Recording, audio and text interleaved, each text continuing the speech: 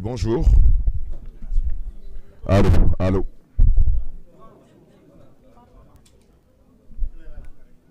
Allô.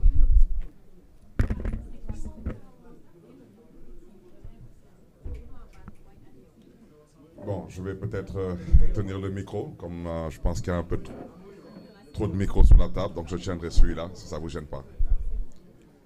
Je voudrais d'abord vous remercier, mesdames et messieurs de la presse, pour votre présence à ce point de presse.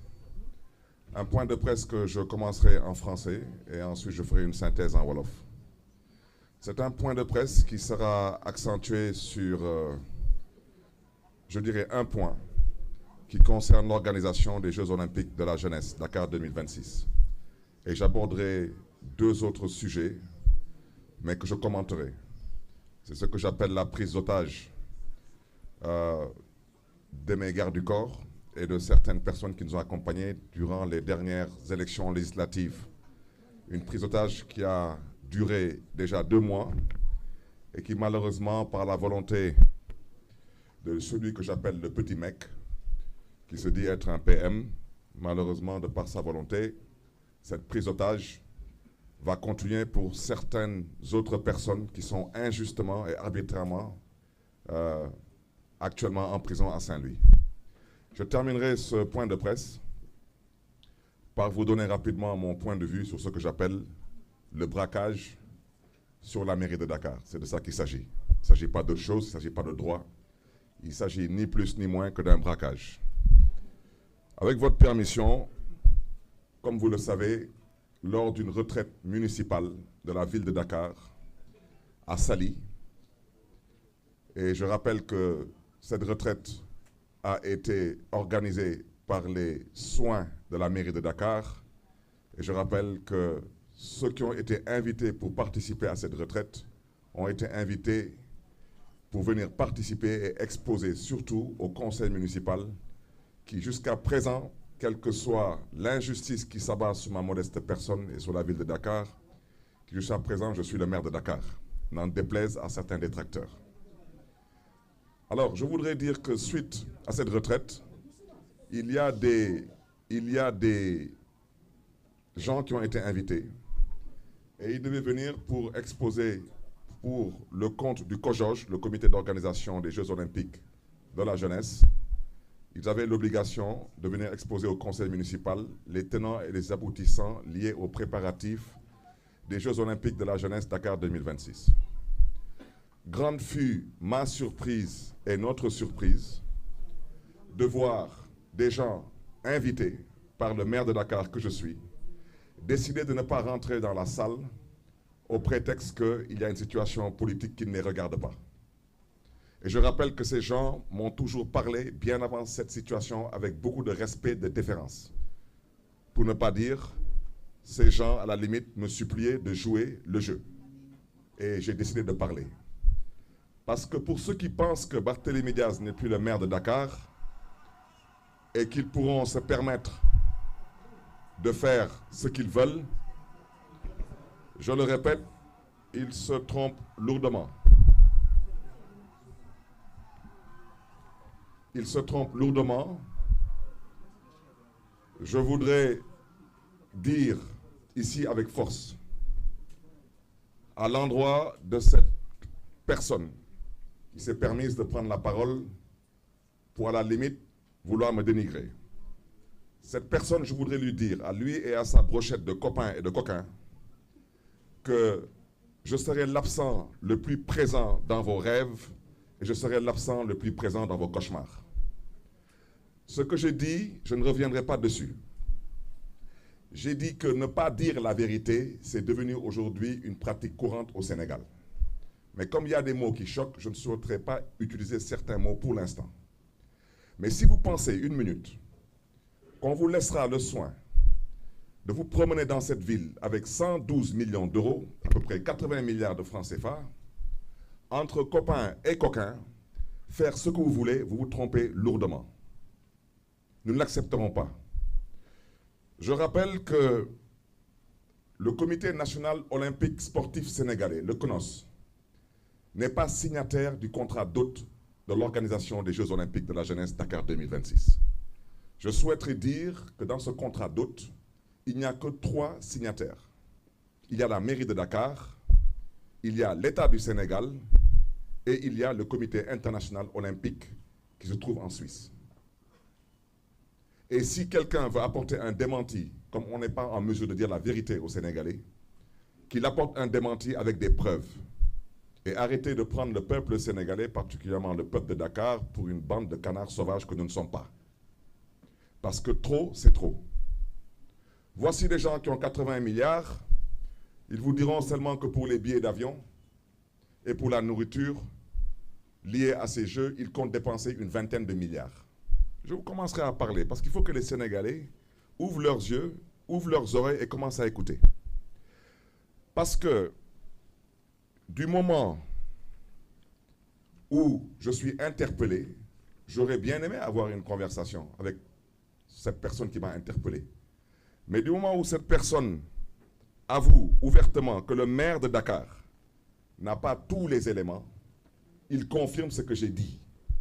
Il confirme que j'ai dit que c'est la mairie de Dakar qui a candidaté pour que Dakar puisse accueillir les Jeux Olympiques de la jeunesse Dakar 2026 et non le Comité national olympique sportif sénégalais, ni l'État du Sénégal. Je répète, c'est la ville de Dakar et c'est les villes qui candidatent. Et tous les spécialistes du monde sportif et tous les connaisseurs du monde olympique savent très bien que ce sont les villes qui candidatent et non les États. On n'a pas parlé de la France 2024, on a parlé de Paris 2024. Les prochains Jeux se tiendront normalement aux États-Unis. On ne parle pas de États-Unis 2000, je ne sais pas quoi. On parle de Los Angeles 2000, etc. Ce sont les villes et non les pays. J'ai déjà dit, et pour ceux qui veulent apporter un démenti, qu'en tant que maire de Dakar, je suis le président du comité d'organisation des Jeux Olympiques de la jeunesse Dakar 2026. Et vous pouvez aller visiter les archives. La dernière fois qu'on a célébré ici Dakar en jeu, j'ai été, pour ne pas dire supplié, par certains membres du CONOS pour venir rehausser de ma présence cette manifestation. Ça se tenait au Monument de la Renaissance. Alors, voici des gens qui aujourd'hui, parce qu'il y a une situation politique qui est ce qu'elle est, ont décidé aujourd'hui d'outrepasser leurs prérogatives et de vouloir quelque part légaliser leur forfaiture et nous ne l'accepterons pas. La seule chose que j'ai eu à dire, et je réitère mes propos, Dakar accueille des Jeux Olympiques après avoir candidaté pour ces Jeux Olympiques. Dakar a le droit de demander où se trouve l'héritage de Dakar. Je vous invite à aller regarder l'héritage de Paris 2024. Et Dieu seul sait que je ne pense pas que la France ait besoin aujourd'hui de pleurnicher pour obtenir un héritage lié à des Jeux Olympiques. Quant à nous, et c'est là où je vais interpeller la personne qui a eu à m'interpeller, ainsi que sa brochette de copains et de coquins, je vous demande si oui ou non vous avez 80 milliards pour organiser ces Jeux. Je rappelle que dans l'organisation de ces Jeux, l'État du Sénégal mettra de l'argent sur la table. Je rappelle aussi que la ville de Dakar mettra de l'argent sur la table. Et ils le savent très bien. Combien d'argent ont-ils obtenu? Parce qu'eux ne mettent pas d'argent sur la table. C'est l'argent du CEO. Je leur demande seulement de dire aux Sénégalais, est-ce qu'ils confirment que sur 80 milliards de budget, est-ce qu'ils confirment qu'ils ont à peu près 20 milliards de restauration et de billets d'avion? C'est oui ou non? Mais franchement, j'ai le droit de vous demander tout de même où se trouve l'héritage de Dakar. À Paris, ils ont obtenu une nouvelle piscine olympique en face du Stade de France. C'est un joyau qu'on aperçoit à partir du périph' et qui fait la fierté de Paris aujourd'hui. Je l'ai déjà dit, le village olympique à Paris a été transformé en logements sociaux. Il y a eu des lignes de transport public supplémentaires qui ont vu le jour, que ce soit en termes de métro ou en termes de tramway. Et je peux continuer à en parler. Donc une ville a le droit de vous demander, sur 80 milliards, si vous avez le temps de mettre 20 milliards dans les billets d'avion et dans la restauration. Au passage, j'aimerais bien savoir quelles sont les sociétés qui seront impliquées dans tout cela, même si ce n'est pas à la ville de Dakar d'organiser le transport et la restauration. je pense tout de même que le maire de Dakar que je suis, j'ai tout de même le droit de demander à ce qu'on prenne en compte les entreprises dakaroises et les entreprises sénégalaises. C'est 80 milliards. Mais sur 80 milliards, est-ce que quelqu'un dans ce pays pense que c'est trop demandé à ce qu'on aménage la corniche des HLM? On leur a remis un dossier déjà étudié, chiffré et ficelé pour à peu près 4 milliards et demi. Est-ce qu'ils pensent que c'est trop demandé d'aménager le parcours sportif sur ce que j'appelle le boulevard de la Gueule-Tapée? Et je rappelle que le boulevard de la Gueule-Tapée traverse aussi bien la commune de la Médina que la commune de Fass-Colobane-Gueule-Tapée. Pour la corniche des HLM, ce serait aujourd'hui une corniche qui serait aménagée pour pouvoir polariser toute la population de Grand Dakar, de Biscuiterie et des HLM. Et bien sûr de Anne Belair pour qu'ils puissent venir faire du sport. Et le troisième projet qu'on avait proposé, c'était un projet qui devait consister à aménager une corniche, pour ne pas dire un parcours sportif, sur l'extension de la VDN 3. Donc tous les trois projets sont tous des projets liés à l'esprit des Jeux olympiques de la jeunesse. Je rappelle que Dakar, il n'y a qu'un seul parcours sportif à Dakar. C'est le parcours qu'on connaît tous sur la corniche Est. Tous. Vous voyez aujourd'hui des gens qui viennent des HLM, qui viennent de Grand Yoff, qui viennent des SICAP, qui viennent d'autres communes, qui traversent quasiment une bonne partie de Dakar seulement pour aller se retrouver sur le seul parcours que dispose Dakar. En quoi est-ce qu'aujourd'hui c'est trop demandé d'aménager un parcours sportif sur la corniche des HLM, un parcours sportif sur le boulevard de la Gueule-Tapée et un parcours sportif sur l'extension de la VDN 3. Et tous ces trois projets réunis ne coûteront pas 10 milliards. Je rappelle que la ville de Dakar n'attend rien de personne. À l'heure où je parle, nous avons déjà commencé à aménager des jardins, mais surtout des aires de jeu, en l'occurrence des terrains de football synthétique.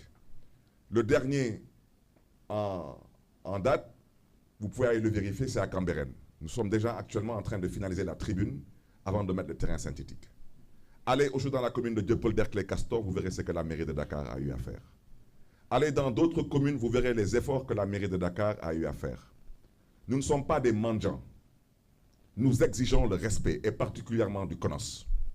Parce que ce cirque va arrêter. Je ne fais pas partie des gens qu'on intimide, et je ne fais pas partie des gens qu'on impressionne. Surtout quand ce sont des gens qui ne méritent pas ma considération. Je dis, je répète, pour le compte et le nom de la ville de Dakar, nous allons parler d'héritage. Et si nous n'arriverons pas à parler d'héritage ici, nous allons nous organiser pour nous faire entendre à l'étranger. Parce que nous savons c'est quoi le monde olympique.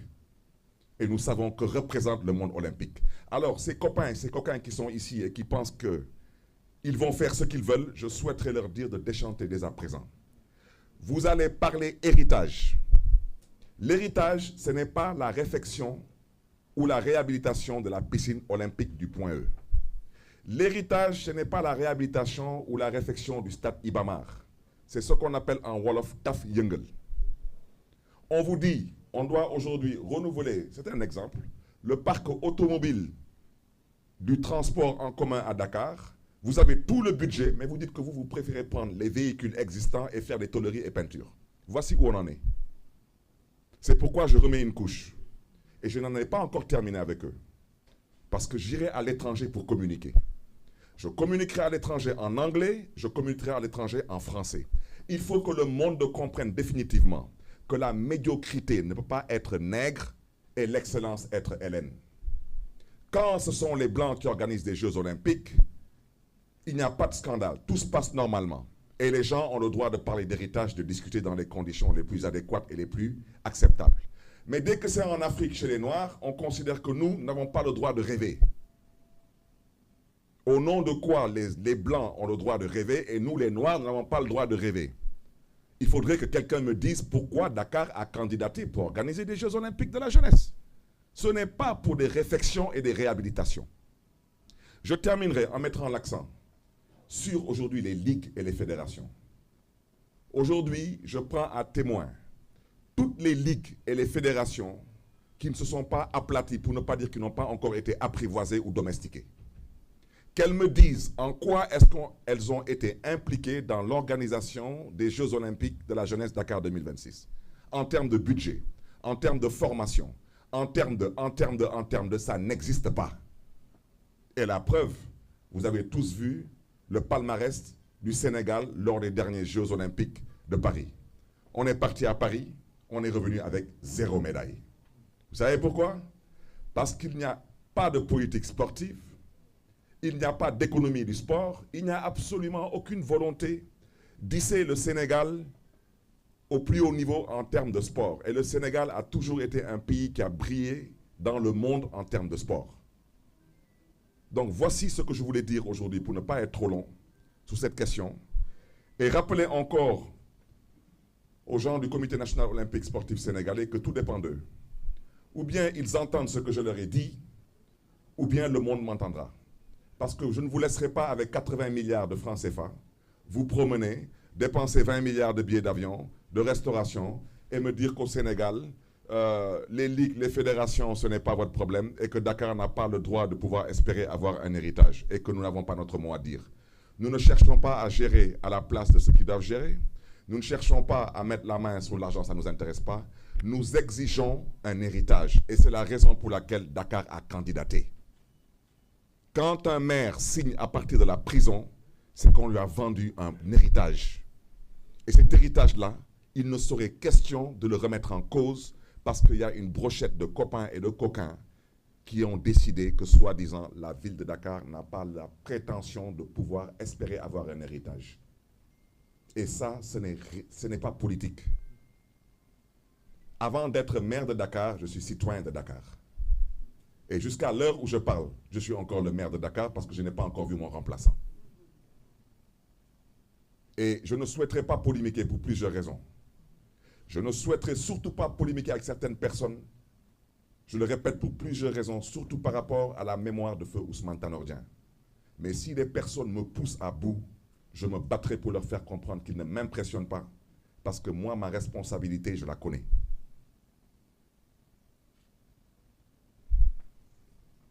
Sur le deuxième point, avec votre permission, c'est sur ce que j'appelle la prise d'otage qui s'est faite à Thiès, où 83 personnes sont retrouvées en prison et l'un d'entre ces personnes y a perdu la vie.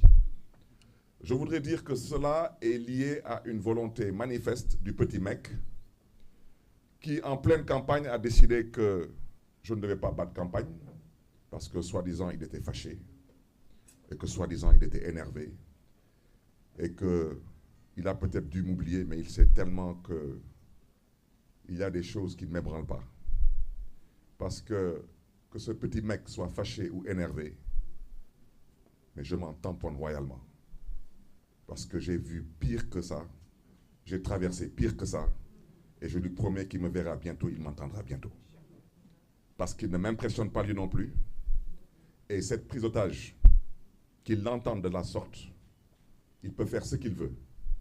Mais je lui rappelle au passage, comme il a peut-être dû oublier que c'est un croyant, à moins qu'entre-temps il soit devenu un mécréant, il a dû oublier que quand on est croyant, on doit comprendre que la vie est une boule qui tourne. Qu'est-ce qui s'est passé? On a voulu arrêter Barthélémy Diaz parce que Barthélémy Diaz dérangeait durant la campagne. Il dérangeait parce qu'il mettait à nu ce que j'ai toujours appelé le mensonge, que ça déplaise à certaines personnes, c'est de ça qu'il s'agit. J'ai mis à nu l'incompétence, j'ai mis à nu la manipulation et j'ai mis à nu aussi l'incapacité de certains à diriger ce pays. Et certaines personnes se sont énervées, soi-disant fâchées. Je le répète, je m'en tamponne encore doublement. Ils n'ont qu'à s'énerver parce que la politique, à un certain niveau de responsabilité, c'est un échange d'idées. Ce n'est pas une question d'énervement. On ne peut pas être en politique et parler d'énervement ou de vengeance. Cette personne n'ayant pas d'autres moyens à décider, et vous êtes tous témoins, que je ne devais pas battre campagne, au point où même certaines personnes ont considéré qu'elles devaient venir me rendre visite à mon domicile pour me menacer. Et ce petit mec a eu à dire que le ministre de l'Intérieur ne faisait pas son travail et que le ministre de la Justice non plus ne faisait pas son travail. Et ce même petit mec a décidé que quand il donne des instructions, elles doivent être exécutées, y compris si ce sont des ordres qui sont totalement illégaux. Parce que c'est la conception de l'État que ce petit mec a, de l'État. Parce que quand on part jusqu'à dire que le ministre de la Justice n'est pas une autorité judiciaire, c'est une autorité politique, c'est une gravité extrême. Je ne commenterai pas maintenant une certaine justice qui, elle, a opté pour être apprivoisée et domestiquée. Parce que quand vous êtes aux ordres, vous exécutez, quels que soient les ordres. Mais je reste convaincu qu'il y a des magistrats dans ce pays qui comprendront ce que les Sénégalais attendent d'eux. Maintenant, pour cette certaine justice qui a opté pour être domestiquée, apprivoisée, je souhaiterais seulement dire à l'endroit de l'UMS, l'Union des magistrats du Sénégal, il ne faudrait pas demain qu'on vienne nous dire que vous êtes un corps constitué, que vous avez une immunité, que vous êtes protégé, et que ceci et que cela. Vous êtes des Sénégalais comme tous. Et au besoin, vous avez des comptes à rendre comme tout le monde. Je me limiterai à ça. Parce qu'on ne peut pas accepter que depuis que le Sénégal est le Sénégal souffre plus ou moins de la même maladie. C'est la justice. Une justice qui refuse de dire le droit au nom du peuple sénégalais. Une justice qui refuse de s'assumer. Pour la dernière alternance, il y a eu plus de 80 morts, en partie à cause de cette justice, qui a été à l'origine de quasiment toutes les situations qui ont conduit à certaines émeutes assez particulières, pour ne pas dire meurtrières. Une justice qui refuse de dire le droit. Je voudrais dire à l'endroit des familles de ces otages que nous leur présentons vraiment toute notre compassion et que nous sommes avec eux dans ces moments. Aujourd'hui, ils ont libéré une 50aine de personnes. Il reste un peu moins d'une 30aine de personnes actuellement en prison. D'ici le mois de février, il en restera à peu près moins d'une demi-douzaine. Mais même s'il reste une seule personne en prison, c'est totalement anormal. On me parle d'une vidéo que je n'ai jamais vue. Parce que les connaissances, s'il y avait une vidéo, elle aurait circulé sur les réseaux sociaux. Une vidéo que personne n'a vue. Il n'y a eu aucune violence qui mérite tout cela à Saint-Louis. Aucune. À part la volonté du petit mec de dire qu'il ne se couche pas dans un lit tant qu'on n'arrête pas Barthélémy Diaz. Une fois de plus, je m'en tamponne triplement de ton énervement. Parce que je te dis que tu me verras et tu m'entendras. Ce n'est qu'une question de temps. Si tu ne me connais pas, il fallait demander à Abdoulaye Wade qui je suis et à Macky Sall qui je suis. Mais toi, tu me connaîtras. Parce que tu as peut-être connu un ami, mais là, tu connaîtras maintenant un vrai adversaire politique. Parce que ce pays-là, on le laissera entre les mains de personne pour le détruire. Nous ne sommes pas des poltrons. Nous nous sommes toujours battus dans ce pays pour des avancées démocratiques. Et ce qu'on a envie de faire dans ce pays aujourd'hui, nous ne l'accepterons pas. Je terminerai par le troisième point, c'est le braquage de la ville de Dakar. Tout ce que j'ai à dire concernant le braquage, je pense que quelqu'un qui s'amuse à braquer une banque, même s'il arrive à s'échapper, 20 ans après, si on l'attrape, je pense qu'il doit savoir où est-ce qu'il part. Je peux me tromper, mais je pense que quelqu'un, par exemple, est à Paris, il braque la BNP à la place Vendôme, il va se coucher aux Bahamas, et 20 ans plus tard, on l'arrête à Santorini. Je pense que c'est tout de même qu'il va pas rester là-bas en vacances. Bon. À l'endroit de ceux qui ont braqué la mairie de Dakar, je souhaiterais leur dire que quand on est braqueur, on est braqueur. De banque ou d'institution, on est braqueur. Eux, comme tous les complices qui ont participé à ce braquage, je souhaiterais seulement leur rappeler qu'on parle d'un braquage. Prendre une institution, l'encercler par des forces de l'ordre et dire que l'élu n'a pas le droit de rentrer dans cette institution, c'est un braquage. Eh bien, peut-être pour ceux qui ne comprennent pas trop ce que j'explique, imaginez un scénario dans lequel on encercle la présidence de la République du Sénégal, on y met des policiers, des militaires, armés, et on dit que l'actuel président du Sénégal ne rentrera pas au palais. J'espère seulement que vous allez réussir votre coup, parce que si vous ne le réussissez pas, on l'appelle dans un autre jargon un coup d'État.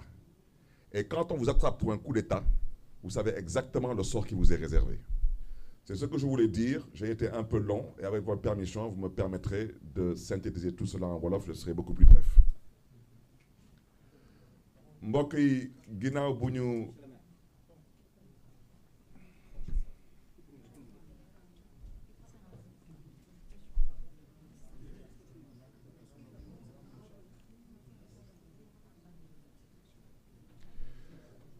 mbokk yi ginnaaw bu ñu sante yàlla ñuy gërëm presse bi ci seen teewaay di leen di ñaanal ci at bu bees bi 2025 yàlla na doon atu naataange atu jàmm atu wérgu